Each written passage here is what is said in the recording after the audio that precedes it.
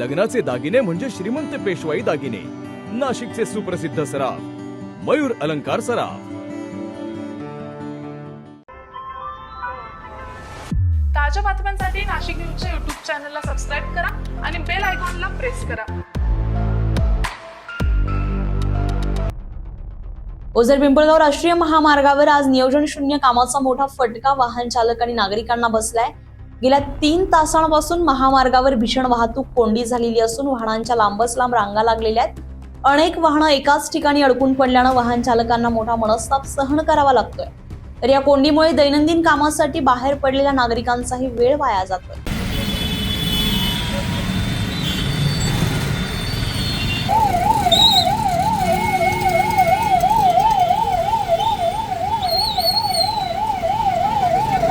तर या कोंडीमुळे दैनंदिन कामासाठी बाहेर पडलेल्या नागरिकांचाही वेळ वाया जातोय। राष्ट्रीय महामार्ग प्राधिकरण अर्थात NHAI कडून पुलाचं काम सुरू आहे, मात्र हे काम संथ गतीनं सुरू असल्यानं मुख्य महामार्गावरील वाहतूक सर्व्हिस रोडवर वळवण्यात आली आहे। मात्र सर्व्हिस रोडची रुंदी कमी असल्यानं या ठिकाणी वाहतुकीचा मोठा खोळंबा निर्माण झालाय।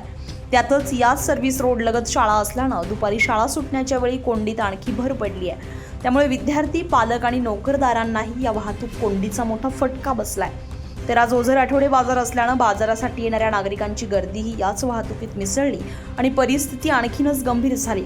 गेल्या काही दिवसांपासून पुलाच्या कामामुळे वाहतुकीच्या मार्गात वारंवार बदल केले जात असल्यानं वाहन चालकांना रोजच या कोंडीचा सामना करावा लागत असल्याचा आरोप स्थानिकांकडून केला जातोय। महत्त्वाचं म्हणजे वाहतूक सुरळीत करण्यासाठी वाहतूक पोलीस किंवा NHAIचे कर्मचारी घटनास्थळी नसल्यानं नागरिकांमधून संताप व्यक्त होत आहे। आठवडे बाजार आणि वाहतूक कोंडीच्या दुहेरी कात्रीत सापडलेल्या नागरिकांचे हाल होत असून NHAIने तातडीने योग्य नियोजन करून वाहतूक सुरळीत करावी अशी मागणी स्थानिक नागरिक आणि वाहन चालकांकडून होत आहे। अझर कादरी, नाशिक न्यूज, नाशिक।